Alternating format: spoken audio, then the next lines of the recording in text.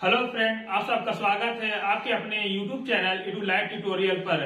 आज हम लोग NCRTC जो एग्जाम हुआ था, जो कल एग्जाम हुआ था, उसका आज हम लोग एनालिसिस देखने वाले हैं। NCRTC की मतलब होता है national council region transport corporation, जो एसोसिएट मेंटेनेंस इलेक्ट्रिकल का एग्जाम हुआ था, उसका एनालिसिस देखते हैं। चलिए पहला क्वेश्चन को देखते हैं, क्या कल एग्जाम में आया था। देखिए, सबसे बहुत बेसिक क्वेश्चन आया था एग्जाम में। अगर जो बेसिक कॉन्सेप्ट क्लियर है तो सब सारे क्वेश्चन बना लीजिएगा। देखिए, पहला क्वेश्चन है क्या, एसआई यूनिट ऑफ रेजिस्टेंस। अब बताइए, एसआई यूनिट ऑफ रेजिस्टेंस अगर किसी से पूछा जाए इलेक्ट्रिकल स्टूडेंट से, तो वो ऐसे आंख बंद करके बता देगा क्या होता है। तो सीधा बात है कि एसआई यूनिट ऑफ रेजिस्टेंस क्या होता है। एसआई यूनिट ऑफ रेजिस्टेंस आपका ओम होता है। ये क्वेश्चन आया था, बताइए कल का एग्जाम जो हुआ था इसमें ये क्वेश्चन आया था। सेकेंड क्वेश्चन देखते हैं, ऐसा यूनिट है स्पेसिफिक रेजिस्टेंस। स्पेसिफिक रेजिस्टेंस का मतलब क्या होता है। स्पेसिफिक रेजिस्टेंस रेजिस्टिविटी को बोलते हैं। तो रेजिस्टिविटी का यूनिट बताना है। तो यूनिट आपको पता है क्या होता है, नहीं पता है तो उसको निकाल नहीं सकते। सब तो बेसिक है, आपको पता होना चाहिए। मगर मान लीजिए कभी फंस गए कि अरे क्या होता है, तो इसको निकाल भी सकते हैं। तो ऐसा यूनिट ऑफ रेजिस्टेंस होता है आपका ओम मीटर। सेकेंड देखिए कैसे निकलता है। देखिए, रेजिस्टेंस होता है आपका rho L by A, clear है। तो यहां से रेजिस्टिविटी का हो जाएगा रेजिस्टेंस एरिया बाई लेंथ। तो आर का जानते हैं हम लोग ओम होता है, एरिया क्या हो जाएगा मीटर स्क्वायर हो जाएगा, और नीचे लेंथ क्या होता है मीटर होता है। तो मीटर मीटर कैंसिल हो गया, तो यहाँ क्या आ रहा ओम मीटर रेजिस्टिविटी। इसी का अगर पूछ दिया जाए कंडक्टिव, मतलब ये रेजिस्टिविटी है, अगर कंडक्टिविटी आ गया, मान लीजिए इसी का उल्टा मतलब कि रिवर्स प्रोसेस में कंडक्टिविटी, तो इसका रिवर्स कीजिए ओम इनवर्स मीटर इनवर्स। तो ओम इनवर्स को क्या बोलते हैं, ओम इनवर्स जो होता है, ओम इनवर्स को क्या हम लोग साइमन भी बोलते हैं, ये याद रखिएगा। ओम इनवर्स को हम लोग साइमन बोलते हैं। और पर मीटर ये आपका आ गया रेजिस्टिविटी मतलब कंडक्टिविटी। कंडक्टिविटी का यूनिट हो गया साइमन पर मीटर, और आपका रेजिस्टिविटी का हो जाएगा ओम मीटर। और यही अगर कंडक्टेंस का बोल दिया तो क्या था, कंडक्टर रेजिस्टेंस का ठीक अपोजिट है। तो रेजिस्टेंस का क्या था, ओम होता है, और उसका कंडक्टेंस का क्या जाएगा ओम इनवर्स। ओम इनवर्स को क्या बोलते हैं हम लोग, साइनस भी बोलते हैं। तो क्लियर हो गया, ये सब कॉन्सेप्ट क्लियर है। आइए नेक्स्ट क्वेश्चन को देखते हैं हम लोग, जो एग्जाम कल आया था। Question number 3। क्वेश्चन नंबर 3 क्या है, which of the instrument gives uniform reading. तो कौन सा इंस्ट्रूमेंट है जो यूनिफॉर्म रीडिंग देता है। ये क्वेश्चन आपका मेजरमेंट से आ गया। ये पहला जो क्वेश्चन आपको पता है वो आपका नेटवर्क से था, अभी मेजरमेंट का। तो मेजरमेंट का आप लोग पढ़े होंगे, मूविंग कॉइल, मूविंग आयरन, ये सब के बारे में आपको पता होगा क्या होता है। तो आपका पूछ रहा क्या, यूनिफॉर्म रीडिंग। यूनिफॉर्म रीडिंग किसको बोलते हैं, यूनिफॉर्म रीडिंग कौन सा स्केल देता है। तो हम लोग देखे हैं कि परमानेंट मैग्नेट मूविंग कॉइल आपका लीनियर देता है प्लस यूनिफॉर्म रीडिंग। क्यों देता है ये आपको पता है, क्यों देता है पीएमसी। इसका टॉर्क देगा TD, directly proportional to current होता है, मतलब डायरेक्टली प्रोपोर्शनल करंट। तो ये एक लीनियरली वेरी करता है इस तरह का। तो पीएमसी आपका लीनियरली वेरी करता है। यही अगर मूविंग कॉइल लेता है, जैसे मूविंग कॉइल, इसी को हम लोग पीएमसी को क्या बोलते हैं, मूविंग कॉइल भी बोलते हैं, याद रखिएगा मूविंग कॉइल। और मूविंग आयरन होता है, तो मूविंग आयरन का फॉर्मूला होता है टीडी मतलब deflecting torque directly proportional to I square. ये देखिए आई स्क्वायर हम लोग पढ़े मैथ में, जब भी स्क्वायर रहता है उसका मतलब पैराबोलिक बनता है। तो ये आपका लीनियर तो देगा नहीं, तो आपका कौन सा लीनियर देता है आपका, और यूनिफॉर्म पीएमसी देता है। परमानेंट मैग्नेट मूविंग कॉइल आपका लीनियर प्लस यूनिफॉर्म रीडिंग देता है। तो आपका आंसर हो जाएगा कौन सा, सी। ये कल का एग्जाम में बेसिक क्वेश्चन आया था, बहुत तो उतना भी हार्ड नहीं था। अगर एसएससी का एग्जाम देते हैं तो उसमें भी देखे, इससे भी इजी आपका इसमें क्वेश्चन पूछा गया है। तो अगर जो दिए हो एग्जाम तो पता होगा कि कैसा क्वेश्चन आया है टेक्निकल का। आइए नेक्स्ट क्वेश्चन को सॉल्व करते हैं। क्वेश्चन नंबर 4 क्या आया था, moving iron instrument is directly proportional. आपका पूछ रहा है कि अभी मैंने ये फॉर्मूला बताया था मूविंग आयरन का, वो किससे प्रोपोर्शनल है। मतलब आपका जैसे मूविंग आयरन अभी यहां बताया ना आपको, मूविंग आयरन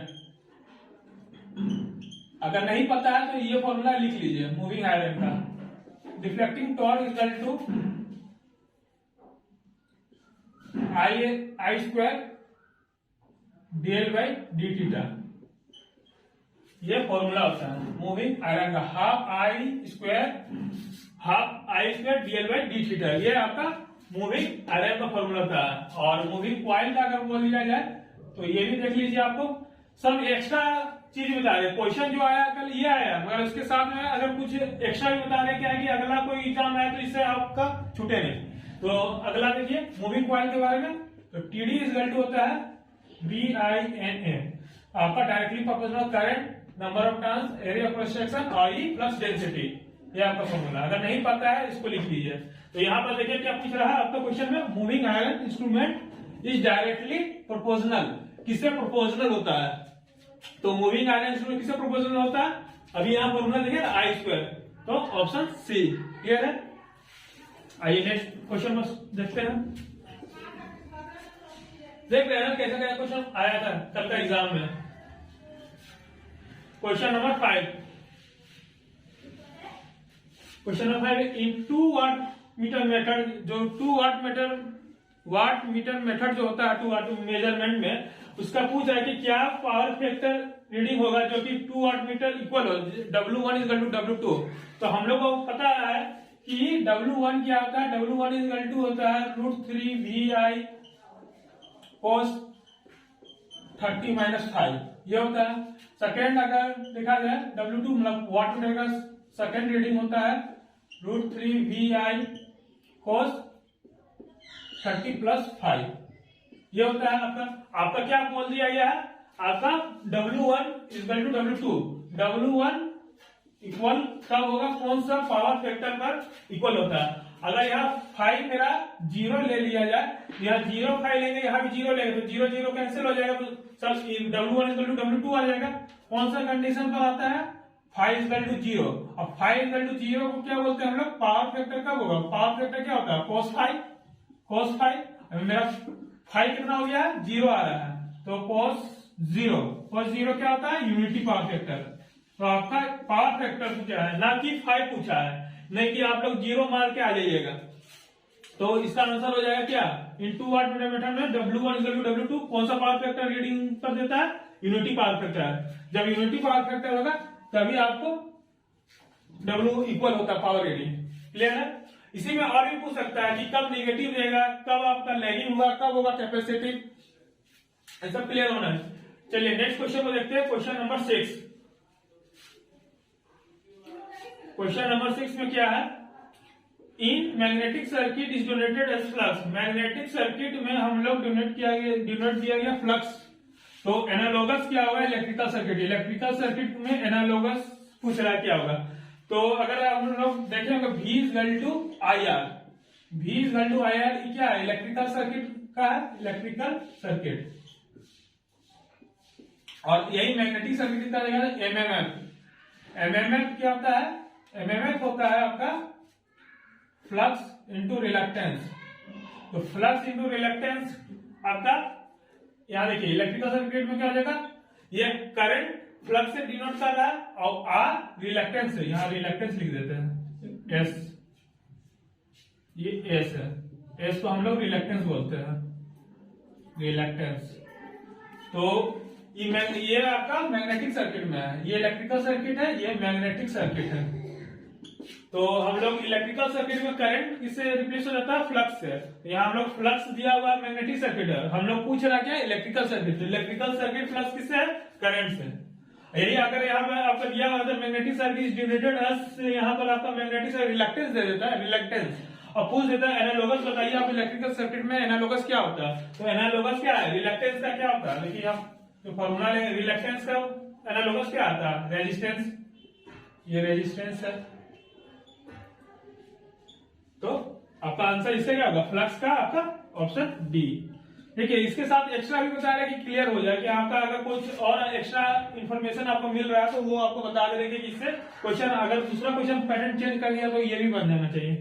चलिए अगला क्वेश्चन देखिए क्या आया था कल एग्जाम में आपका। क्वेश्चन नंबर 7 में आपका एक सोर्स ट्रांसफॉर्मेशन से एक क्वेश्चन आया था, एक न्यूमेरिकल टाइप का था। वो भी आपको अगर पता होगा सोर्स ट्रांसफॉर्मेशन क्या होता है, अगर ये सोर्स ट्रांसफॉर्मेशन क्या बोलता है, ये इसका थ्योरी क्या है। तो सोर्स ट्रांसफॉर्मेशन होता है कि करंट के साथ में पैरेलल रेजिस्टेंस रहता है, उसको सोर्स ट्रांसफॉर्मर किया जाए तो ये करंट आपका मतलब रेजिस्टेंस मतलब ये जो करंट है ये आपका वोल्टेज में जाता है और सीरीज में आपका रेजिस्टेंस आ जाता है। यहाँ जो पैरेलल में रेजिस्टेंस है वो सीरीज में हो जाता है और करंट रिप्लेस हो जाता है वोल्टेज सोर्स से। तो यही मेरा सोर्स ट्रांसफॉर्मेशन है। अब इसका बैक भी होता है, जैसे कि वोल्टेज सोर्स दिया रहेगा और सीरीज में रेजिस्टेंस दिया होगा और इसका एनालॉग अगर सोर्स ट्रांसफॉर्मेशन किया जाए तो यही करंट जो वोल्टेज है वोल्टेज सोर्स है वो मेरा करंट में आ जाएगा करंट सोर्स में, और ये जो रेजिस्टेंस है सीरीज में है वो पैरेलल में आ जाएगा। तो बोथ साइड होता है, इधर से भी अगर देखा जाए करंट सोर्स है वोल्टेज सोर्स और वोल्टेज सोर्स है करंट सोर्स। बस ये याद रखिएगा करंट सोर्स के साथ में रेजिस्टेंस पैरेलल होता है और वोल्टेज सोर्स के साथ में आपका रेजिस्टेंस सीरीज में होता है। तो क्वेश्चन आपसे क्या पूछा गया कि आपका दिया हुआ था 10 एम्पियर का आपका करंट सोर्स दिया हुआ था और पैरेलल में 2 ओम का रेजिस्टेंस लगाया हुआ था। अब बोल रहा था कि आपका वोल्टेज सोर्स क्या होगा, वोल्टेज सोर्स जब वो मेरा रेजिस्टेंस सीरीज में है, 2 ओम का रेजिस्टेंस सीरीज में है और वोल्टेज सोर्स पूछ रहा था। तो वोल्टेज सोर्स पूछ रहा था V इक्वल टू क्या होगा, V इक्वल टू IR। तो V equal to IR, current दिया हुआ 10 और रेजिस्टेंस आपका 2 तो 20 वोल्टेज। तो आपका आंसर हो जाएगा यहाँ 20 वोल्ट। क्लियर है। तो ये सब अभी तक 7 क्वेश्चन आया है, तो जो भी आया आपको देख रहे हैं पूरा बेसिक टाइप का है, ज्यादा उतना हार्ड नहीं। इसका आपका अगर देखा जाए मतलब कमेंट से किसी से पता चला कि इसका टेक्निकल बहुत इजी था और नॉन टेक थोड़ा हार्ड था। तो टेक्निकल में कुछ दम नहीं लग रहा है, बस बेसिक अगर कॉन्सेप्ट पढ़े होंगे तो ये आप बनाए होंगे। तो आइए नेक्स्ट क्वेश्चन को सोल्व करते हैं। आइए नेक्स्ट क्वेश्चन को सोल्व करते हैं। देखिए KCL is based on principle. KCL किस पे बेस्ड होता है वो आपके क्वेश्चन आया था एग्जाम में। पहला ऑप्शन है conservation of energy, conservation of charge, both none of this above. तो केसीएल हम लोग जानते हैं कंजर्वेशन ऑफ चार्ज पे बेस्ड होता है और कंजर्वेशन ऑफ एनर्जी किस पे बेस्ड होता है। अगर ये मतलब ऑप्शन को देखिए कंजर्वेशन ऑफ एनर्जी किस पे बेस्ड होता है, कंजर्वेशन ऑफ एनर्जी आपका केवीएल पे बेस्ड है। तो अगर केवीएल अगर यहाँ आता तो हम लोग मानते हैं क्या कंजर्वेशन ऑफ एनर्जी। यहाँ केसीएल के बारे में पूछा है तो कंजर्वेशन ऑफ चार्ज। अगला क्वेश्चन देखिए the ratio of RMS value, ratio of RMS value to average value is defined as, मतलब ratio of RMS value to average value. RMS by average value किसको डिफाइन करते हैं। तो RMS by average आपका value रहता है वो हम लोग फॉर्म फैक्टर को करते हैं। किसको अगर फॉर्मूला नहीं पता है तो यहाँ देख लीजिए एक बार। फॉर्म फैक्टर, फॉर्म फैक्टर का फॉर्मूला होता है RMS value divided by average value. ये आपका फॉर्म फैक्टर है, ये आपका आंसर हो जाएगा। जो एग्जाम दिए होंगे तो आपको पता चला होगा कि ये सब क्वेश्चन आया होगा। कमेंट कीजिएगा ये सब क्वेश्चन है कि नहीं, कमेंट कीजिएगा। देखिए अगला देखिए इसी में देखिए पीक फैक्टर किसको बोलते हैं। हम लोग को ये नहीं कि आपको फॉर्म फैक्टर बता दिए हो गया, मुझे ये भी बताना कि पीक फैक्टर क्या होता है, रिपल फैक्टर क्या होता है, क्योंकि अगला एग्जाम आए तो इसमें अगर आप नहीं पता रहेगा तो कैसे बना पाइएगा। तो इसलिए इसको भी डिफाइन कर देते हैं पीक फैक्टर। पीक फैक्टर क्या होता है इसको आइए जानते हैं। पीक फैक्टर किसको बोलते हैं। पीक फैक्टर होता है मैक्सिमम बाई आरएमएस वैल्यू। क्या होता है यहाँ देख लीजिए, अगर नहीं पता है तो इसे लिख लीजिए अपने कॉपी में। पीक फैक्टर इसी को हम लोग क्रिस्ट फैक्टर भी बोलते हैं। पीक फैक्टर, पीक फैक्टर का फॉर्मूला होता है maximum value divided by RMS value. हम लोग पीक फैक्टर क्या बोलते हैं, क्रिस्ट फैक्टर। यहाँ पे दिया गया पीक फैक्टर अगर नहीं देगा यहाँ क्रिस्ट फैक्टर लिख देगा तो कंफ्यूज नहीं हो जाइएगा। क्रिस्ट फैक्टर को ही पीक फैक्टर भी बोलते हैं हम लोग। तो ये फॉर्मूला के नोट कर लीजिए। पीक फैक्टर क्या होता है maximum value by RMS value. अगला देखिए रिपल फैक्टर। रिपल फैक्टर किसको बोलते हैं, रिपल फैक्टर। तो रिपल फैक्टर होता है हम लोग RMS value by DC value. Ripple factor किसको बोलते हैं, इसका फॉर्मूला लिख लीजिए। रिपल फैक्टर, रिपल फैक्टर होता है आपका RMS value divided by DC value. इसका एक और फॉर्मूला होता है वो देख लेते हैं। इसका एक और फॉर्मूला होता है फॉर्म फैक्टर का स्क्वायर -1 अंडर रूट में। अंडर रूट में फॉर्म फैक्टर का होल स्क्वायर -1। अगर फॉर्म फैक्टर निकाल लीजिएगा, उसका स्क्वायर कर लीजिएगा, -1 कीजिएगा, उसका अंडर रूट ले लीजिएगा, वो आ जाएगा आपका रिपल फैक्टर। तो ये दो फॉर्मूला होता है रिपल फैक्टर का। तो हम लोग क्या किया, रिपल फैक्टर भी देख लिए, पी फैक्टर भी देख लिया, फॉर्म फैक्टर भी देख लिया। तो क्वेश्चन आया था क्या, हम लोग को पूछा था कि आरएमएस बाई एवरेज पूछा, तो आरएमएस बाई एवरेज क्या है, फॉर्म फैक्टर। आइए नेक्स्ट क्वेश्चन को देखते हैं। Speed of series motor on no load, speed of series motor on no load. तो मैंने आपको बताया था कि डीसी मोटर आपको पढ़ाए हैं, उसमें पूरा अच्छा से डिटेल में पूरा बता दिए, फॉर्मूला जितना भी बताया उससे बाहर नहीं आया एग्जाम में। जितना भी डीसी मोटर में मैंने बताया है, तो देखिए इससे क्वेश्चन आ गया। क्या है क्वेश्चन आपका, सीरीज मोटर के बारे में पूछ रहा है, नो लोड में क्या होता है। तो आपको डायग्राम भी बताया था कि कैसा इसका काम करता है, किस पर बेस होता है, कैसे वर्क करता है। तो सीरीज मोटर का आपको डायग्राम बताया था स्पीड एन वाई करंट से। तो हम लोग बताया था कि डीसी मोटर का क्या होता है, इसका स्पीड इस तरह का लिनियरी वेग, मतलब यहाँ नो लोड, यहाँ ये जो है यहाँ लोडिंग है, इसको लोड बोलते हैं। तो यहाँ इस जगह पर आपका नो लोड हो गया, और जैसे जैसे इधर बढ़िए तो लोडिंग होते जाता है। तो नो लोड पर देखिएगा इसका ग्राफ देखिए कहाँ जा रहा है, बहुत हाई जा रहा है, इसका स्पीड देख रहे हैं ना। जैसे यहाँ देखिए इस तरह का देखिए, तो जैसे जैसे जहां नो लोड पर पहुंच जाता है मेरा डीसी मोटर, तो मेरा स्पीड बहुत डेंजरसली हाई हो जाता है, या मैक्सिमम भी हो सकते हैं, या वेरी हाई भी हो सकते हैं। तो यहाँ पर आपका क्वेश्चन क्या पूछा था, speed of series motor on no load.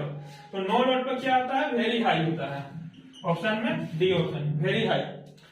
ये रैंडमली ऑप्शन लिया है एग्जाम में, वहां जो आया होगा पता नहीं, ये पहले हो, वेरी हाई पहले हो या वेरी लो बाद में हो।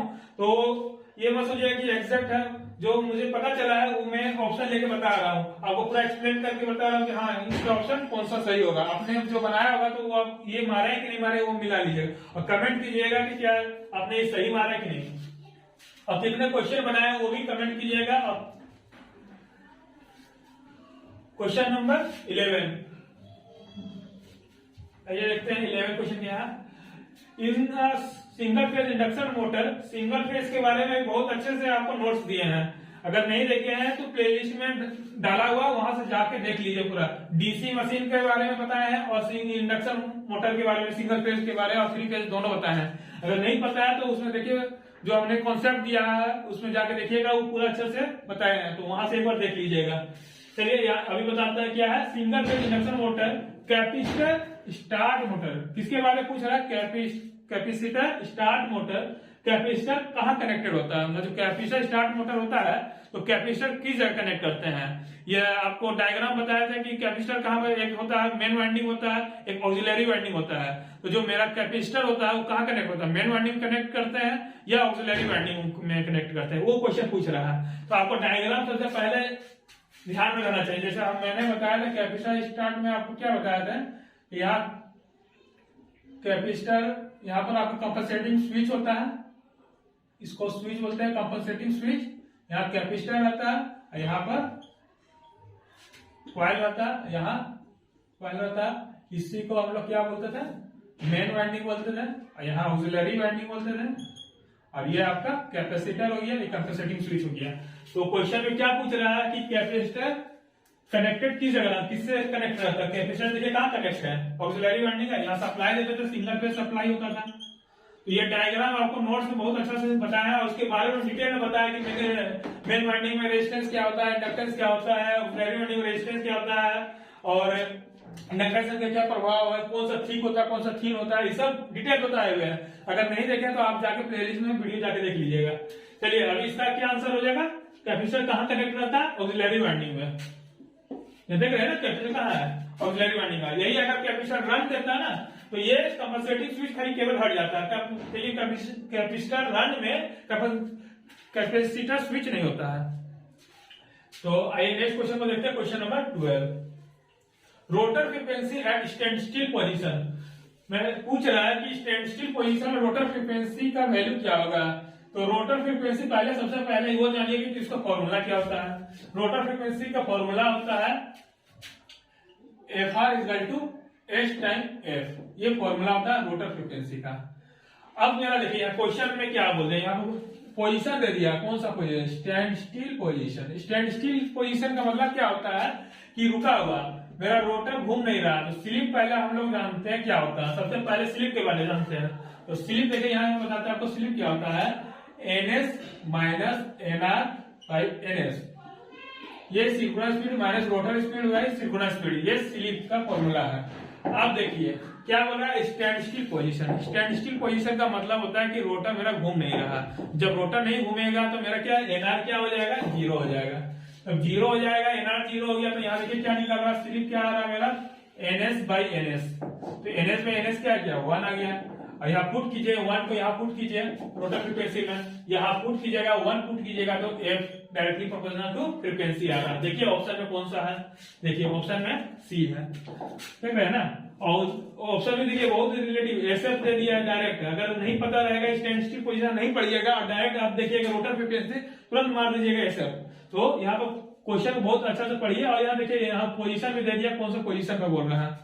यही अगर स्टैंड स्टिल पोजीशन नहीं देता, रनिंग कंडीशन दे देता, तो रनिंग कंडीशन का भी देख लीजिए क्या होता है। रनिंग कंडीशन देता तो मेरा जो एनआर जो है मेरा यहाँ पर जीरो हो रहा था। ये दूसरा क्वेश्चन, ये खत्म हो गया, ये क्वेश्चन इससे रिलेट नहीं कीजिए। ये क्वेश्चन जो बताना तो बता दी, स्टैंड स्टिल पोजीशन में आपका फ्रीक्वेंसी से प्रोपोर्शनल हो जाएगा रोटर फ्रीक्वेंसी। अब मैं एक्स्ट्रा बता रहा हूँ, तो वो देखिए स्टैंड स्टिल पोजीशन की जगह में अगर यहाँ पर हम मेरा दे देता रनिंग पोजीशन, मेरा एनआर जो है रनिंग पोजीशन में काम कर रहा, मतलब एनएस के स्पीड से घूम रहा।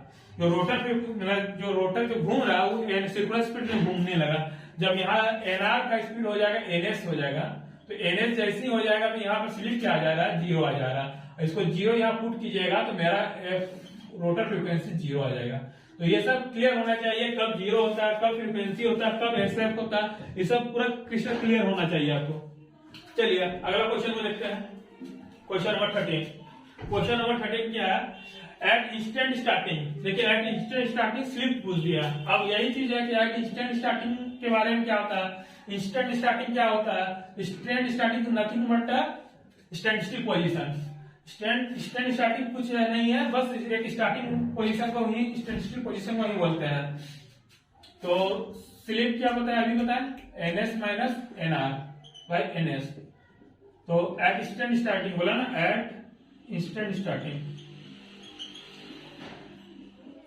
Eight instant starting. Instant starting nothing बटा क्या है, स्टैंड स्टिल पोजीशन। अभी देखिए स्टैंड स्टिल पोजीशन में क्या होता है, stand still position, stand still position में एनआर मेरा क्या होगा, जीरो हो जाता है। जब जीरो हो गया तो एनएस बाई एनएस हो जाएगा, तो यहाँ 1 आ जाएगा। तो आंसर क्या हो जाएगा, ऑप्शन सी। ठीक है, यही अगर स्लिप पूछ देता, मैक्सिमम का पूछ देता, ये रनिंग कंडीशन तो 5% से 8% होता है, अगर मैक्सिमम हो तो 8% होता है, तो ये 0.08 बोल सकते हैं स्लिप। तो यहाँ वो क्वेश्चन नहीं पूछा हुआ, डायरेक्ट इंस्टेंट स्टार्टिंग पूछ रहा। तो इंस्टेंट स्टार्टिंग में मेरा स्लिप क्या होता है, 1 होता है। आइए नेक्स्ट क्वेश्चन को सॉल्व करते हैं। Question number 14, if rotor resistance is increase, rotor resistance is increase at maximum torque. जब मैक्सिमम टॉर्क का कंडीशन है 3 फेज इंडक्शन मोटर में हम लोग जानते हैं क्या होता है, और रोटर बढ़ाने से स्पीड पर क्या प्रभाव होगा, ये क्वेश्चन पूछ रहा है। जैसे हम लोग सबसे पहले जानते हैं कि क्या, सबसे पहले स्टार्टिंग टॉर्क का फॉर्मूला देख लेते हैं। सब शुरू से बताइए, सब बताया 3 फेज में, फिर भी यहाँ बता दें के होता है E2 square R2 by R2 square plus X2 square, ये आपका स्टार्टिंग टॉर्क का फॉर्मूला है। इसी में अगर मैक्सिमम टॉर्क कंडीशन आता है तो इसका फॉर्मूला होता है के E2 स्क्वायर बाई 2X2, या के का वैल्यू हम लोग पता है, के होता है आपका 3/ओमेगा s। ये सब क्लियर होना चाहिए कि क्या क्या वैल्यू है, कितना होता है, सब पता है। टी मैक्स का वैल्यू कितना मैक्सिमम टॉर्क। यही रनिंग का भी देख लेते हैं, जब स्टार्टिंग होता है तो यहाँ रनिंग भी देख लीजिए। रनिंग होता है के S time E2 square R2 by R2 square plus S X2 का होल स्क्वायर। ठीक है, ये आपका रनिंग टॉर्क का फॉर्मूला है। और इसी का मैक्सिमम भी यहाँ आ जाता है, टी मैक्स वैल्यू इतना ही आता है। इसका होता कंडीशन जान लीजिए, कंडीशन भी आप देख लीजिए, ये सब नोट्स कर लीजिए, अगर नहीं पता है नोट्स कर लीजिए।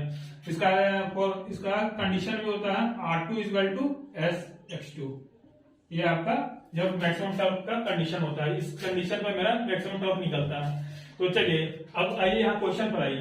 क्वेश्चन क्या बोल रहा है, मैक्सिमम टॉर्क, यहाँ आइए मैक्सिमम टॉर्क। मैक्सिमम टॉर्क क्या पूछा है, अगर रोटर रेजिस्टेंस मैंने बढ़ा दिया, मैक्सिमम टॉर्क कंडीशन पर अगर रोटर रेजिस्टेंस बढ़ा देगा तो स्पीड पर क्या प्रभाव पड़ेगा। अगर मेरा रोटर रेजिस्टेंस में तो आ ही नहीं रहा, इंडिपेंडेंट ऑफ रोटर रेजिस्टेंस है मैक्सिमम टॉर्क, तो स्पीड पर तो कोई प्रभाव नहीं होगा, जो पहले था वही रहेगा। जब x2 पर रहता तब कुछ होता है, और यहाँ पर रोटर रेजिस्टेंस बोला गया ना, तो रिएक्टेंस बोला गया, ये ध्यान दीजिएगा। रोटर रेजिस्टेंस बोला गया, तो रोटर रेजिस्टेंस बढ़ा रहे हैं तो टी मैक्स पर कोई प्रभाव नहीं हो रहा। जब टॉर्क कुछ होगा ही नहीं तो स्पीड पर भी कोई प्रभाव नहीं होगा, जो पहले चला था रिमेन सेम होगा। तो आइए कौन सा ऑप्शन है, देखिए, ना इंक्रीज होगा ना डिक्रीज होगा, रिमेन सेम हो जाएगा। तो सबसे पहले आपको ये आना चाहिए कि ये टी मैक्स का फॉर्मूला क्या होता है, और यहाँ रोटर रेजिस्टेंस से क्या प्रभाव, टी मैक्स में कोई अंतर आ रहा है कि नहीं आ रहा। अगर नहीं आ रहा तो वही स्पीड पर भी वही हो जाएगा। क्लियर हो गया। आइए फिर अगला नेक्स्ट क्वेश्चन को देखते हैं। आइए नेक्स्ट क्वेश्चन को देखते हैं, क्या क्वेश्चन आया था एग्जाम में। Synchronous motor over excited at what power factor. जो सिंक्रोनस मोटर जो होता है over excited at what power factor पर एक्साइट करता है, तो सीधा लीडिंग हो जाएगा। क्यों, ताकि लीडिंग का इसका ग्राफ देखिएगा सिंक्रोनस मोटर का, तो लीडिंग पर ही ओवर एक्साइटेड होता है, और अंडर एक्साइटेड जब भी रहेगा तो लैगिंग पर हो जाएगा। या मोटर का जगह जनरेटर दे देगा, ठीक इसका रिवर्स हो जाएगा। इसके बारे में एक ट्रिक बनाया है, अगर कमेंट कीजिएगा तो वो चाहिएगा तो मैंने एक अलग से वीडियो बनाऊंगा, इसके बारे में आपको कभी भी कंफ्यूजन नहीं होगा। ये एक ट्रिक बनाया है, उससे आपको सारा क्वेश्चन इससे सोल्व हो जाएगा सिंक्रोनस मोटर के बारे में, तो कमेंट कीजिएगा उसके बारे में। चलिए नेक्स्ट क्वेश्चन को देखते हैं। Question number 16, and ammeter is extended. Ammeter को एक्सटेंड किया जा रहा है, किसके द्वारा एक्सटेंड कर सकते हैं। तो ऑप्शन है, पहला शंट है, सीरीज है, बोथ सीरीज है, मल्टीप्लायर बोथ, और नन। तो इसका हम लोग एमीटर जब भी एक्सटेंड किया जाता है आपको शंट से एक्सटेंड किया जाता है। जैसे कि आपका एमीटर लगा हुआ रहेगा शंट में, जैसे रेजिस्टेंस लगा हुआ रहेगा तो एमीटर का ज्यादा वैल्यू होगा। क्यों, जब शंट में रहता है, वही वोल्टमीटर का ठीक सीरीज में होता है। तो आपको एमीटर को एक्सटेंड किया जा रहा है शंट के द्वारा से, तो इसका आंसर हो जाएगा ए। अगला क्वेश्चन देखिए, which element is trivalent impurities. तो कौन सा एलिमेंट ट्राइवैलेंट इम्प्योरिटीज में आता है। तो हम लोग जानते हैं 13 ग्रुप जो होता है ट्राइवैलेंट इम्प्योरिटीज होता है। 13 ग्रुप और 15 ग्रुप को बोलते हैं हम लोग पेंटावैलेंट। तो यहाँ पर ट्राइवैलेंट पूछ रहा है, तो कौन सा 13 ग्रुप। अब ये कैसे याद करें कि 13 ग्रुप कौन कौन एलिमेंट आता है, ये अभी मैं शॉर्टकट बता रहा हूँ। जो ट्रिक है वो याद कोई भूलिएगा नहीं कि कैसे याद आता है। देखिए आपको बता रहे हैं 13 ग्रुप एलिमेंट का और 15 ग्रुप एलिमेंट का दोनों का ट्रिक बता दे रहे हैं। तो 13 ग्रुप का एलिमेंट का याद रखिए, बी से बैगन, ए से आलू, आई से इन, टी से थैला। बैगन आलू इन बैगन आलू गोभी इन थैला। यहाँ जी से गैलियम, आई से इंडिया, टी से थैलियम। तो बी से हो गया बैगन याद रखिए, ए से आलू याद रखिए, जब भी मार्केट में जाते खरीदने तो बैगन आलू, जी ए से गोभी याद रखिए, और इन मतलब उसको अंदर रखते हैं तो इनसे इन्हें याद रखिए, टी से थैला याद कर दीजिए।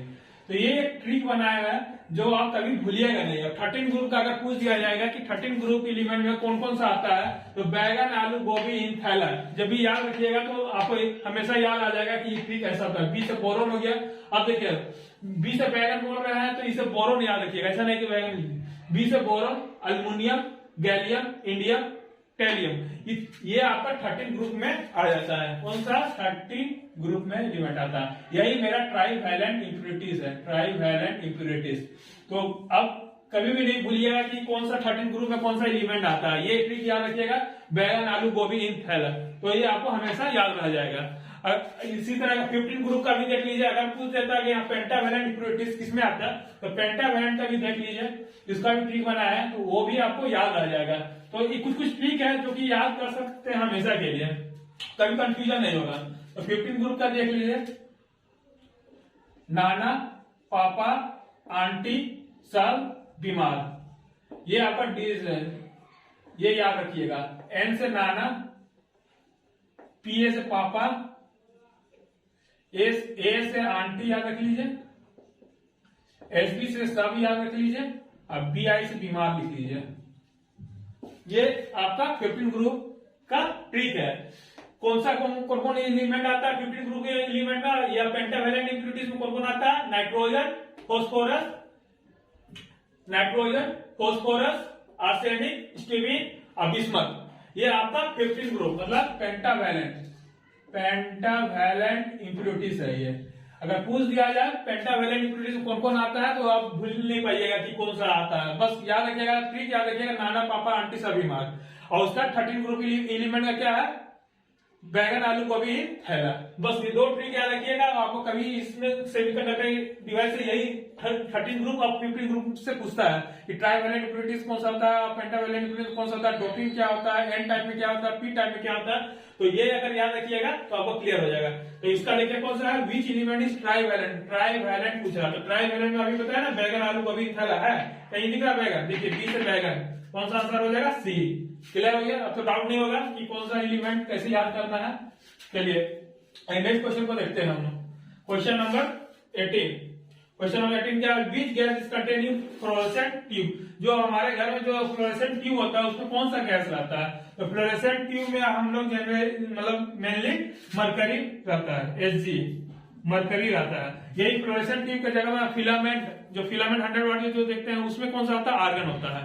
तो अगर यहाँ फ्लोरोसेंट की जगह फिलामेंट लिखता है तो आर्गन ठीक करते हैं, और यह फ्लोरोसेंट पूछा है तो मरकरी होता है। ठीक है, क्लियर है। अगला क्वेश्चन देखिए, क्वेश्चन नंबर 19 क्या बोला है, एनर्जी स्टोर्ड इन इंडक्टर। ये सब एग्जाम में आया हुआ है, ये नहीं कि हम अपने मन से क्वेश्चन लेकर ये जो सब एग्जाम में आया है वही सब एग्जाम में। अगर जो एग्जाम दिया उसको एक बार देखिए ये वीडियो को, तो अपने पता चलेगा हाँ ये सब एग्जाम में आया है कि नहीं आया है। ये सब एग्जाम में आया हुआ है, तो इसलिए आपको पता है कैसा कैसा क्वेश्चन आया, देख लीजिए आप। क्वेश्चन नंबर 19 देखिए, क्वेश्चन नंबर 19 क्या है, energy stored in inductor. Energy stored in inductor का फॉर्मूला पूछ रहा है। जो एनर्जी स्टोर करते हैं, तो एनर्जी स्टोर्ड इन इंडक्टर क्या होता है, हाफ एल आई स्क्वायर होता है। तो हाफ एल आई स्क्वायर कौन सा है, ये, ऐसा नहीं कि ये मार दीजिएगा, यहाँ एल स्क्वायर है, तो answer C, half L I square. ये भी कैसे आता है उसका डेराइव होता है, मगर अभी देख लीजिए इसका फॉर्मूला याद रखिए, हाफ एल आई स्क्वायर।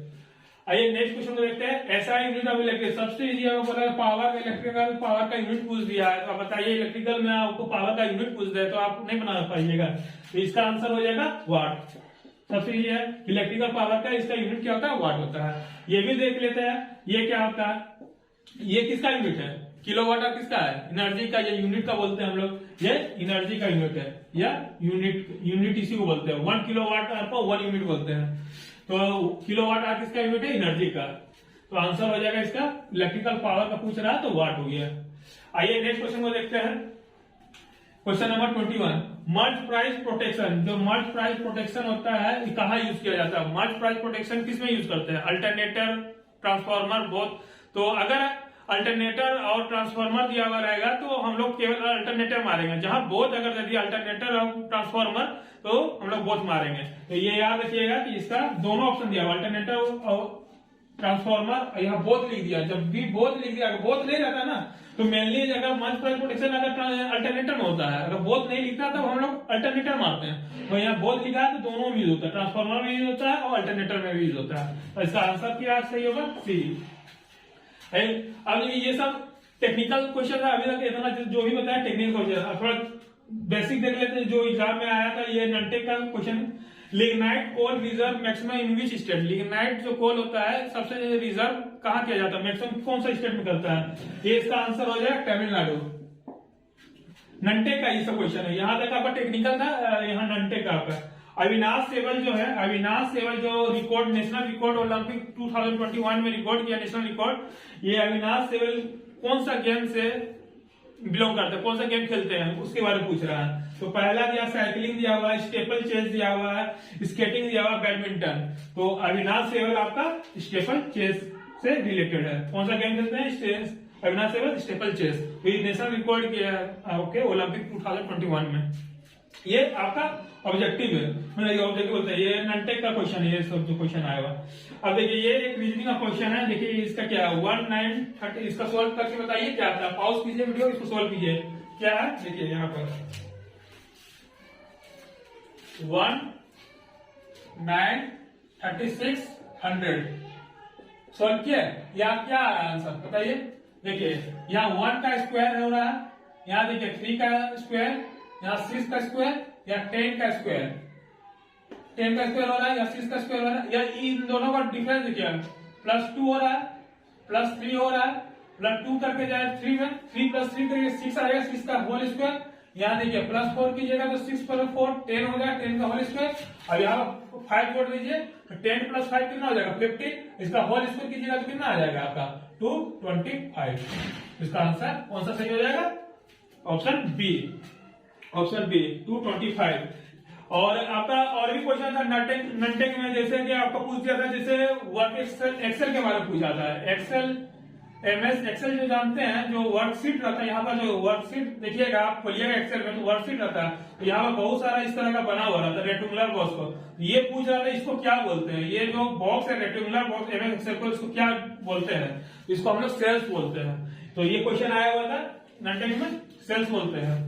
एक और क्वेश्चन था ट्रांसफर कंट्रोल प्रोटोकॉल या इंटरनेट प्रोटोकॉल, जो सेंडर और रिसीवर ईमेल होता है ना, उसका कनेक्शन आपका TCP और IP से कनेक्ट करता है। तो अभी जो भी बताया, जो कल एग्जाम जो आया था ये NCERT का, उसमें जितना क्वेश्चन ये सब आया था, अगर आपने वीडियो देखे होगा तो उसमें जो एग्जाम दिया होगा तो आपको पता चलेगा। और कमेंट कीजिएगा कि ये सब क्वेश्चन आया है कि नहीं, और बताइए कितना आपने अटेम्प्ट किया है।